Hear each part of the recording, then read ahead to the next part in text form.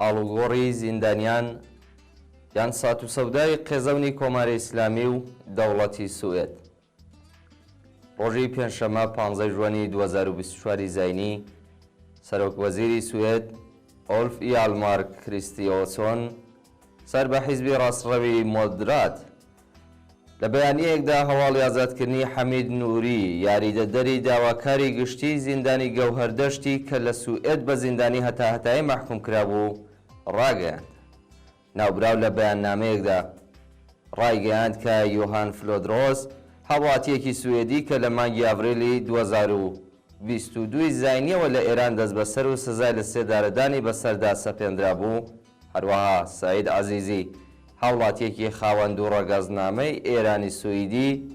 کە مانگی نوامبری 2023 زاینی دەست بەسەر کرابوو لە فڕۆکەدان و بەرەو سوئێد دەگەڕێنەوە. هاوکات حکوومەتی ئیسلامی ڕایگەیاند کە حەمید نووری ئازاد کراوە و تا چەند کاتژمێرێکی تر دەگاتەوە ئێران. دوای چەند کاتژمێرێک حەمید نووری گەیشتە فڕۆکەخانەی تاران و لەلایەن هاوکارە جینایەت پیشەکانیەوە بە تاجەگوڵینە پێشوازی لێکرا. حەمید نووری لە کاتی کۆمەڵکوژی زیندانیانی سیاسی لە ساڵی 1367 تاویدا کە تێدا هەزاران زیندانی سیاسی و عەقیدەتی بە فەرمانی جینایەتکارانەی خومەینی و لەلایەن کۆمیتەی مەرگەوە لە سێدارەدران بە ناوی خوازراوی عەباسی یاریدەدەری داواکاری گشتی زیندانی گەوهەردەشت بوو. زیندانیانی ڕۆزگاربووی زیندانی گەوهەردەشت و بنەماڵە و کەسوکاری زیندانیانی ئادامکرا و شاهیدی ئەوەیاندا کە حەمید نووری لەو زیندانەی کە کوشتاری بە کۆمەڵی زیندانیانی سیاسی تێدا بەڕێوەچوو یاریدەدەر و هاوکاری ناسریان بووە. حەمید نووری ڕۆژی شەممە 9 نۆوامبری 2019 زاینی بە گەشتی تارانستۆکۆم لە فڕۆکەخانەی ئۆرلاندا گەیشتە وڵاتی سوئێد. دادگای سوئێد فەرمانی دەستگیرکردنی کاتی بۆ نووری دەرکرد. ناوبراو لە 90 جەلسەی دادگادا بە ئامادەبوونی شاد حاڵان و کەسوکاری گیانبەختکردوان و زیندانیانی سیاسی بە کەڵک وەرگرتن لە پارێزەری بەرگری و هەیئەتی مۆنسفات دادگای کرا. سەرنجام ڕۆژی 14 ژوئیەی 2022 زاینی دادگای بەرایی ناوچەی ستۆکۆڵم بەهۆی بەشداری حەمید نووری لە ئەدامی بەربڵاوی نایەران و زیندانیانی سیاسی لە زیندانی گەوهەردەشت لە ساڵی 67دا سزای زیندانی هەتاهەتایی بۆ ناوبراو دەرکرد و دواتر دادگای پێداچوونەوەی سوئێدیش حکمی ئەم جینایەتکارەی پڕڕاست کردەوە. ئازادبوونی حەمید نووری یاریدەدەری داواکاری گشتی پێشووی قەتڵگای گەوهەردەشت لە ناو سەرسوڕمان و بێباوەڕەی بیر و ڕایگەشتیدا شەپۆلێک لە تووڕەی و ناڕزایەتی لە نێو ڕێزی چالاکوانانی سیاسی و ڕێکخراوە ئینسان دۆست و مافی مرۆیەکانی سوئێد بە تایبەت لە ناو ئێرانیەکان و بنەماڵەی قوربانیانی دەستی ئەو جەنایەتکارە و ڕژیمە پشتیوانەکەی لێکەوتەوە. ئەم ناڕزایەتیانە هاوکات دەوڵەتی ڕاستڕەوی سوئێد و شەخسی ئۆلاف کریستێرسۆن سەرۆکوەزیری ئەو وڵاتەشی ئیدانە دەکرد. دەستگای دادوەری سوئێد بە حەق بە تۆمەتی فەرمانی کۆمەڵکوژکردنی زیندانیانی سیاسی و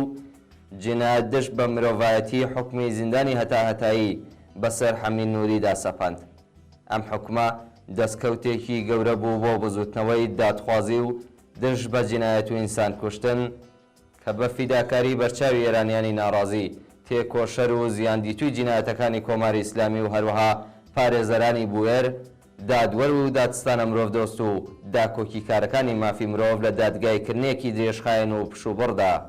لەگەڵ دادیاری قاتڵ و کارکوشتەی کۆماری ئیسلامی بەدی هات. بیرروڕای گشتی سوئێد و خەڵکی پێشکەوتن خوازی ئەوروپا، جیهان و ئێران ئەم دادگایکردنیان بە کردەیەکی بێوێنە لە ژیانی کۆماری ئیسلامی دازانی و ستایشیان کرد. مەحکۆمکردنی نووری بە دروست لە بیرروڕای گشتیدا وەک دادگایکردنی حکوومەتی مرۆڤکوژ و ستەمکاری ئیسلامی دانرا و وەک یەکێک لە دادگایکردنە دراوشاوەکانی سەدەی 21 لە دژی ڕژیمی جەنایەتکاری دەسەڵاتدار لە ئێران بۆ هەتاهەتایە دەمێنێتەوە بە ئاسانی لەبیر ناچێت. بەڵام دەستگای کارگێڕی سوئێد و لە سەروی ئەوەوە سەرۆکوەزیری سەوداگەری ئەو وڵاتە کە نوێنەری سەرمایەدارە گەورەکانە بە بیانووی ئازادکردنی دوو هاوڵاتی بێتاوانی سوئیدی کە تاوانی ئەوان تەنیا سەفەرکردن بوو بۆ ئێران و بەبێ هیچ هۆکار و بەڵگەیەک دەست بەسەر و بە مەبەستی وەرگرتنی باج لە دەوڵەتی سوئێد زیندانی دەکرێت و یەکێک لەوان بە سیخڕی تۆمەتبار دەکرێت و سزای ئەعدامی بەسەردا دەسەپێندرێت لەگەڵ تاوانبارێک کە دەستی بە خوێنی دەیان و سەدانی ئینسانی خەباتکار و ئازادیخواست سوور بووە و لە دادگایەکی بەناوبانگدا بە ئامادەبوونی دادوەر و پارێزەر و هەیەتی مونسفە و شاید حاڵ و بەڵگەی حاشا هەڵنەگر لەسەر ئەنجامدانی تاوانەکە ناوی وەک سەوداگەرێکی قێزەون و پێشێلکاری یاسای دێموکراتیکی ئەو وڵاتە لە مێژوودا تۆمار دەکرێت. سەرۆکوەزیر و دەسەڵاتی جێبەجێکاری سوئێد دادپەروەری و مرۆڤدۆستی ئەم وڵاتەیان کە بەرهەمی خەباتی دوور و درێژی چینی کرێکار و بەرەی چەپ و ئازادیخوازە لە پێناو ئامانجە سیاسی وابوووریەکانی سەرمایەداران و ئەو حیزب و چین و توێژەدا کە نوێنەرایەتی دەکات لە بارەگای ڕژیمی تەروریست و مرۆڤکوژی کۆماری ئیسلامیدا قوربانی کرد. ئەلبەتە ئەمە یەکەم جار نییە کە داوڵاتێکی ئوروپایی لەگەڵ ڕژیمی ئیسلامیدا بچێتە ناو سات و سەودایەکی ناڕەوای لەم چەشنە. ئازادکردنی حەمید نووری لە سوێد دووەم حاڵەتە لە ماوەی ساڵێکدا کە وڵاتانی یەکێتی ئوروپا دوای ئازادکردنی ئەسەدوڵڵا ئەسەدی دیپلۆماتکار تێروریستی کۆماری لەلایەن دەوڵەتی بلژیکەوە لە مانگی ژوئیەی 2023دا وەک دیاری باجگرتن پێشکەش بە دەسەڵاتدارانی مرۆڤکوژی ئێرانی دەکەن کە بەکردەوە دەستی ڕژیمی ئیسلامی کراوەتر دەکەن بۆ تیرۆر و ڕەفاندنی هاوڵاتیانی وڵاتانی ڕۆژاوا و بادسەندن لە ئەوروپا و دەرەوەی سنوورەکانی ئێران. پێشتریش دەوڵەتی ئەمریکا و ئاڵمان بە تەسلیم بوون لە ئاست بارمتەگرتنی کۆماری ئیسلامی چەند تاوانبارێکیان کە لە دادگاکانی ئەو وڵاتانەدا دادگای و سزا درابوون لە بەرامبەر ئازادکردنی هاوڵاتیانی ئەو وڵاتانەدا کە بە تۆمەتی بێبنەما بە بارمتە گیرابوون ڕادەسی کۆماری ئیسلامی کرد. کارگەیشتە ئاستێک کە تەنانەت دەوڵەتی ئینگلستان بۆ ئازادی نازەنین ساغری بە فەرمی باجی نەقدی بە ڕژیمی ئێراندا. ملکەجبوونی ئەم دەوڵەتانە و لەوانە دەوڵەتی سوێد بەخواستی کۆماری ئیسلامی دەرخەری ئەو ڕاستیەیە کە ئەوان مانەوەی کۆماری ئیسلامی لە بەرژەوەندی ئەمڕۆ و سبەینی خۆیاندا دەبین و لەمڕۆوە کەڵەوە کێشیەکانی تاحمل دەکەن. بەرپرسانی یەکێتی ئوروپا و دەوڵەتی ئەمریکا زۆر جار ڕایانگەاندووە کە ئامانجیان لە گوشارخستنە سەر ڕژیمی ئێران گۆڕینی و دەسەڵاتە نییە بەڵکو گۆڕینی ڕەفتار و هەڵسوکەوتەکانیەتی. کەس دیمەنی قێزەونی بە کۆمەڵی ژنانی کابینەی دەوڵەتی سوێدیان بە حیجابی ئیسلامی و لە حزوری بەرپرسانی کۆماری ئیسلامی لە تاران فەرامۆش نەکردووە. ئەوی لە هەلومەرجێکدا کە ژنانی بوێر و ئازادیخوازی ئێران حیجابی ئیجباریان لەسەر خۆیان لا دەبرد و لەو کاتەوە سەرەتاکانی سەرهەڵدانی بزوتنەوەی شۆڕژگێڕانەی ژن ژیان ئازادی دەستی پێکرد بوو. ئێستا ئیتر ئەرکی سەرشانی ئێرانی ئازادی خوازەکان